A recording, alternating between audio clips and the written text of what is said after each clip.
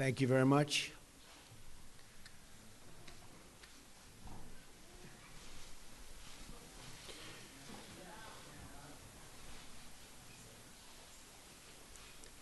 Thank you. Today I have the honor of welcoming my friend, Prime Minister Benjamin Netanyahu, to the White House. With this visit, the United States again reaffirms our unbreakable bond with our cherished ally, Israel. The partnership between our two countries, built on our shared values, has advanced the cause of human freedom, dignity, and peace. These are the building blocks of democracy.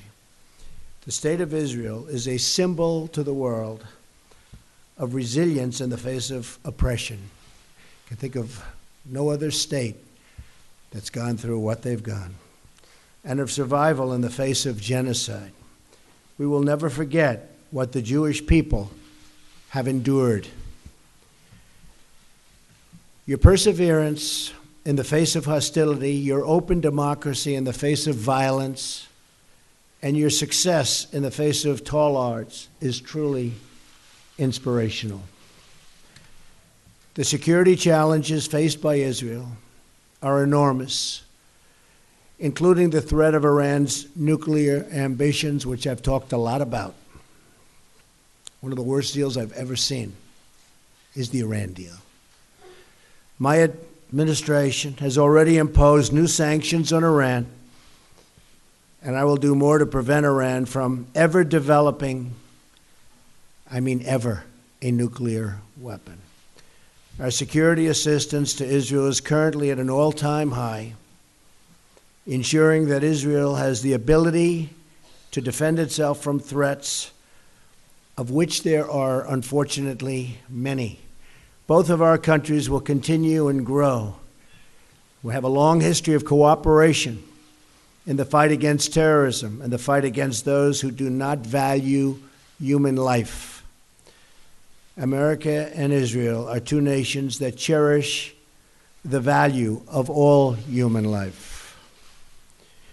This is one more reason why we reject unfair and one-sided actions against Israel at the United Nations, which has treated Israel, in my opinion, very, very unfairly, or other international forums, as well as boycotts that target Israel. Our administration is committed to working with Israel and our common allies in the region towards greater security and stability. That includes working toward a peace agreement between Israel and the Palestinians. The United States will encourage a peace, and really a great peace deal. We'll be working on it very, very diligently. Very important to me also, something we want to do. But it is the parties themselves who must directly negotiate such an agreement. We'll be beside them. We'll be working with them. As with any successful negotiation, both sides will have to make compromises. You know that, right? Both sides. I want the Israeli people to know that the United States stands with Israel in the struggle against terrorism. As you know, Mr. Prime Minister, our two nations will always condemn terrorist acts. Peace requires nations to uphold the dignity of human life and to be a voice for all of those who are endangered and forgotten. Those are the ideals to which we all and will always aspire and commit. This will be the first of many productive meetings, and I again, Mr. Prime Minister, thank you very much for being with us today. Mr. Prime Minister, thank you.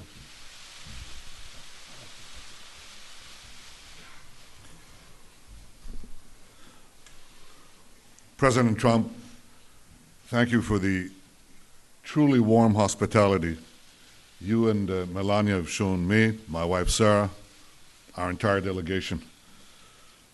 I deeply value your friendship. To me, to the State of Israel, it was so clearly evident in the words you just spoke. Israel has no better ally than the United States. And I want to assure you, the United States has no better ally than Israel. Our alliance has been remarkably strong. But under your leadership, I'm confident it will get even stronger. I look forward to working with you to dramatically upgrade our alliance in every field, in security, in technology, in cyber and trade, and so many others, and I certainly welcome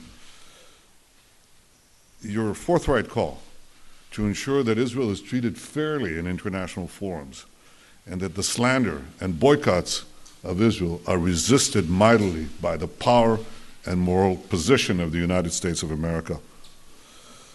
As you have said, our alliance is based on a deep bond of common values and common interests.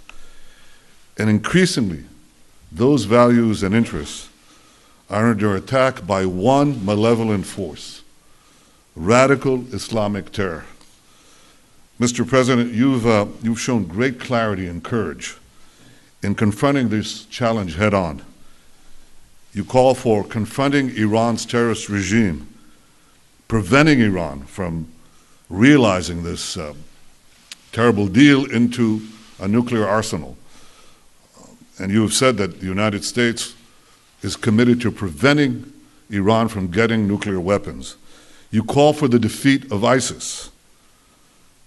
Under your leadership, I believe we can reverse the rising tide of radical Islam. And in this great task, as in so many others, Israel stands with you, and I stand with you. Mr. President, in rolling back militant Islam, we can seize an historic opportunity. Because for the first time in my lifetime, and for the first time in the life of my country, Arab countries in the region do not see Israel as an enemy, but increasingly as an ally.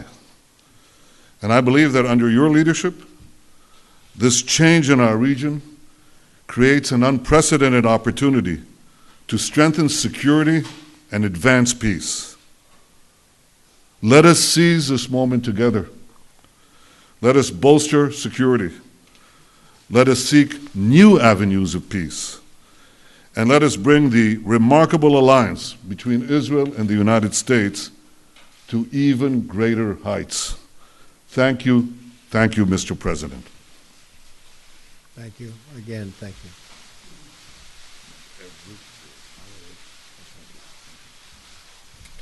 We'll take a couple of questions. David Brody, that's Christian Broadcasting. David? Thank you, Mr. President, Mr. Prime Minister. Both of you have criticized the Iran nuclear deal and at times even called for its repeal. I'm wondering if you're concerned at all as it relates to not just the National Security Advisor, Michael Flynn, who is recently no longer here, but also some of those events that have been going on with communication in Russia, if that is going to hamper this deal at all, and whether or not it would keep Iran from becoming a nuclear state. And secondly, on the settlement issue, are you both on the same page? How do you exactly term that as it relates to the settlement issue? Thank you. Michael Flynn, General Flynn, is a wonderful man. I think he's been treated very, very unfairly by the media, as I call it, the fake media in many cases. And I think it's really a sad thing that he was treated so badly. I think in addition to that, from intelligence, papers are being leaked, things are being leaked. It's criminal action, criminal act. And it's been going on for a long time, before me. But now it's really going on. And people are trying to cover up for a terrible loss that the Democrats had under Hillary Clinton. I think it's very, very unfair what's happened to General Flynn, the way he was treated, and the documents and papers that were illegally, I stress that, illegally leaked. Very, very unfair. As far as settlements, I'd like to see you hold back on settlements for a little bit. we'll work something out, but I would like to see a deal be made. I think a deal will be made. I know that every president would like to. Most of them have not started till late because they never thought it was possible. And it wasn't possible because they didn't do it. But Bibi and I have known each other a long time. A smart man, great negotiator, and I think we're going to make a deal. It might be a bigger and better deal than people in this room even understand. That's a possibility. So let's see what we do. Let's try it. Doesn't sound too optimistic, but that's he's a good negotiator. That's the art of the deal. I also want to thank Sarah. Could you please stand up? You're so lovely, and you've been so nice to Melania. I appreciate it very much.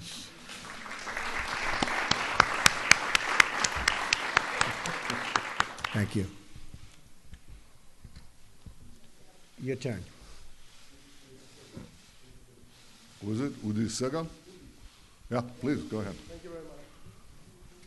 Mr. President, in your vision for the new Middle East peace, are you ready to give up of the notion of two-state solution that was adopted by previous administration? And will you be willing to hear different ideas from the prime ministers, as some of his partners are asking him to do, for example, annexation of parts of the West Bank and unrestricted settlement constructions? And one more question, are you going to fulfill your promise to move the U.S. Embassy in Israel to Jerusalem, and if so, when?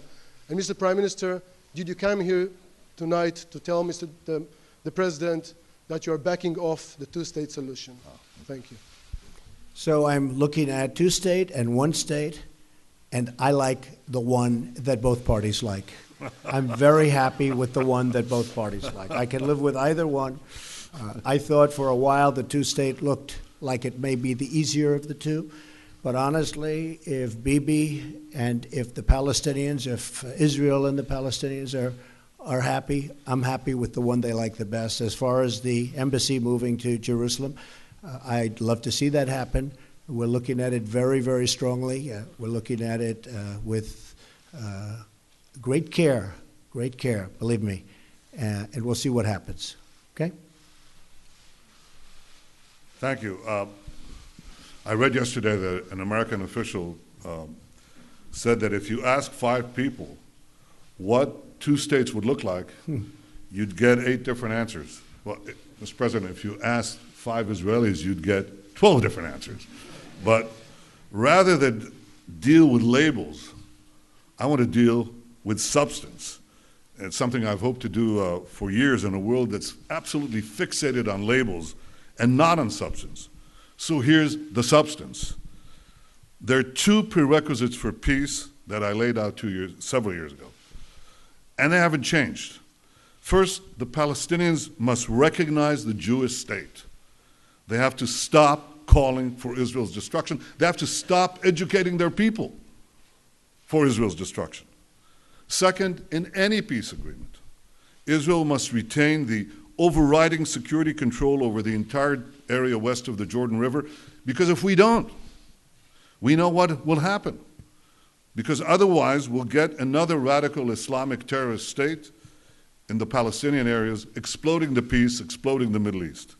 Now, unfortunately, the Palestinians vehemently reject both prerequisites for peace. First, they continue to call for Israel's destruction inside their schools, inside their mosques, inside the textbooks. You have to read it to believe it. They even deny, Mr. President, our historical connection to our homeland. And I suppose you have to ask yourself, why are Jews called Jews? Well, the Chinese are called Chinese because they come from China. The Japanese are called Japanese because they come from Japan. Well, Jews are called Jews because they come from Judea. This is our ancestral homeland. Jews are not foreign colonialists in Judea. So unfortunately, the Palestinians not only deny the past, they also poison the present. They name public squares in honor of mass murderers who murdered Israelis, and I have to say, who also murdered Americans. They pay monthly salaries to the families of murderers, like the family of the terrorist who killed Taylor Force, a wonderful young American, a West Point graduate, who was stabbed to death while visiting Israel. So this is the source of the conflict. The persistent Palestinian refusal to recognize a Jewish state in any boundary, this persistent rejectionism, that's the reason we don't have peace. Now that has to change. I want it to change. Not only have I not abandoned these two prerequisites of peace, they've become even more important because of the rising tide of fanaticism that has swept the Middle East and has also, unfortunately, infected Palestinian society. So I want this to change. I want those two prerequisites of peace, substance, not labels. I want them reinstated. But if anyone believes that I, as Prime Minister of Israel, responsible for the security of my country, would blindly walk into a Palestinian terrorist state that seeks the destruction of my country, they're gravely mistaken. The two prerequisites of peace, recognition of the Jewish state, and Israel's security needs west of the Jordan, they remain pertinent. We have to look for new ways, new ideas on how to reinstate them and how to move peace forward. And I believe that the great opportunity for peace comes from a regional approach, from involving our newfound Arab partners in the pursuit of a broader peace and peace with the Palestinians. And I greatly look forward to discussing this in detail with you, Mr. President, because I think that if we work together, we have a shot. And we have been discussing that, and it is something that is very different, hasn't been discussed before, and it's actually a much bigger deal, a much more important deal in a sense.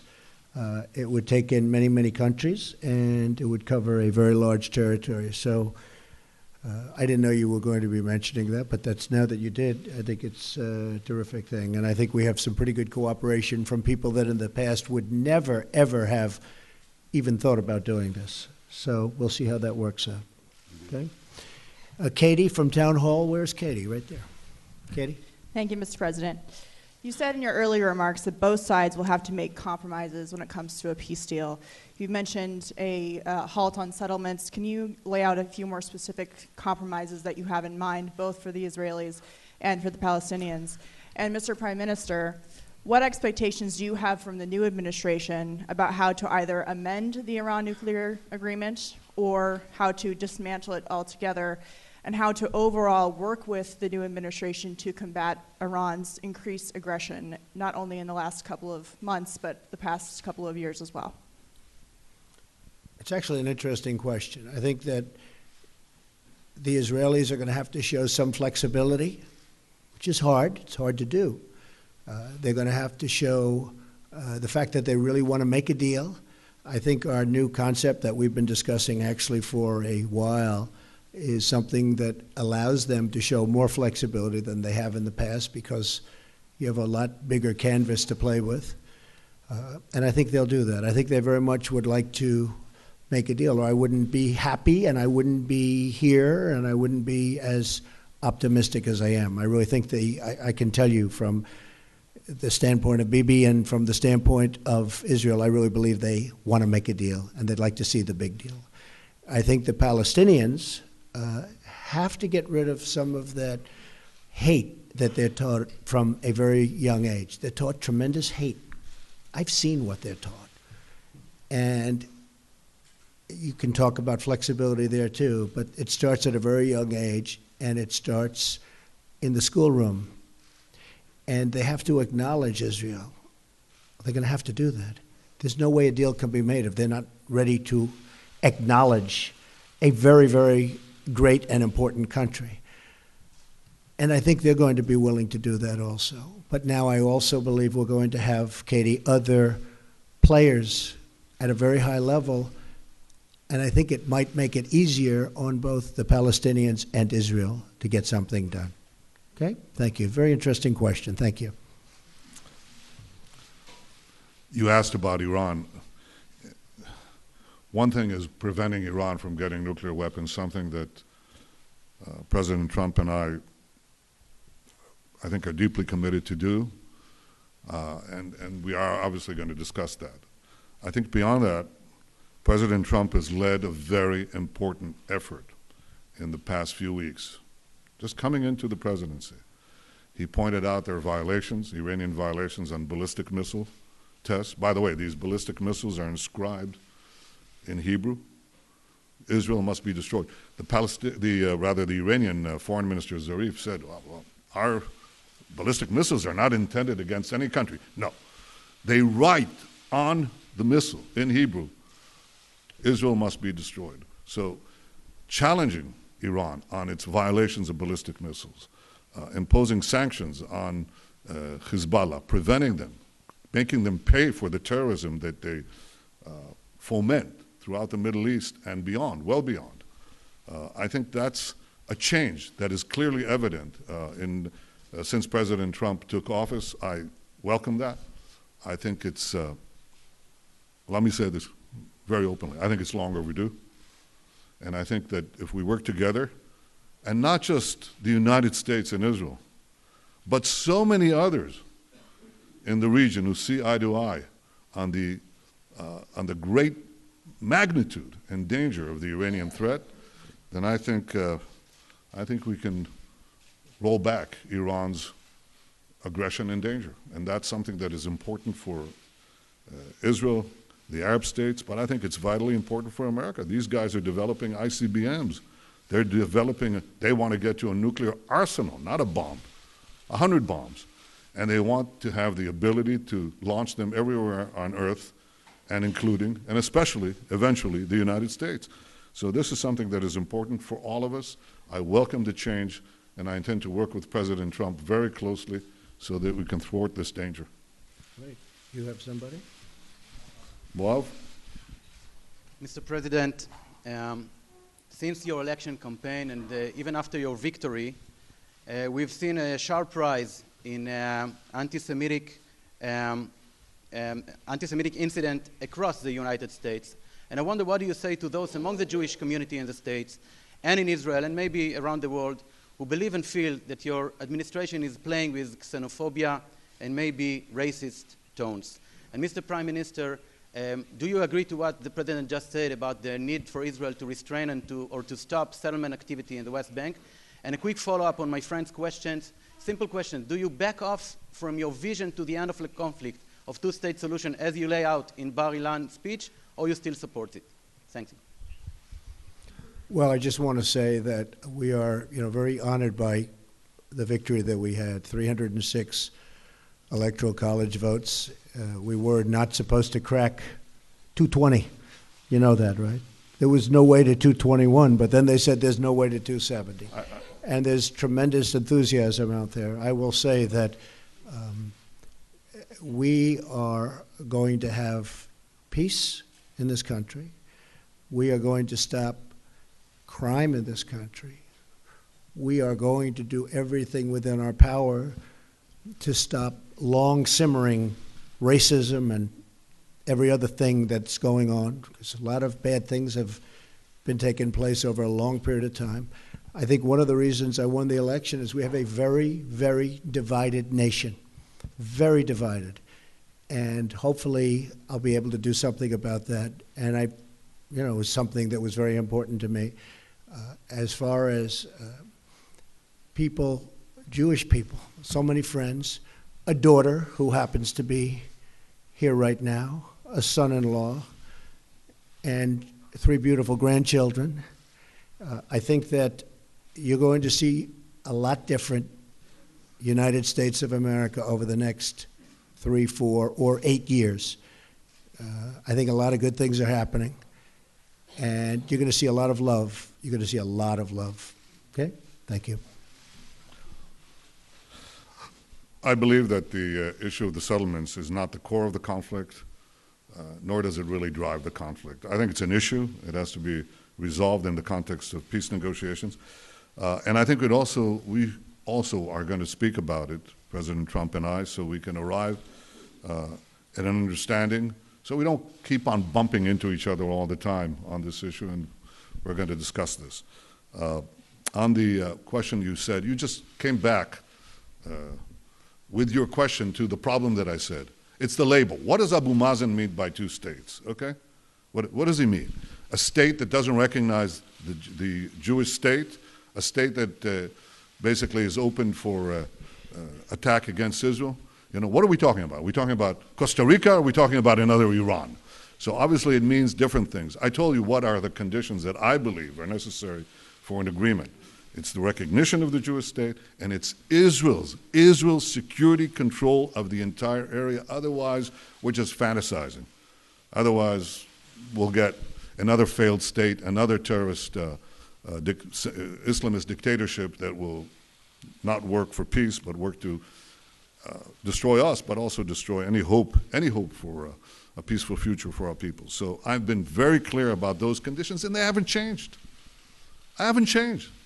If you read what I said 8 years ago, it's exactly that. And I repeated that again and again and again. If you want to deal with labels, deal with labels. I'll deal with substance.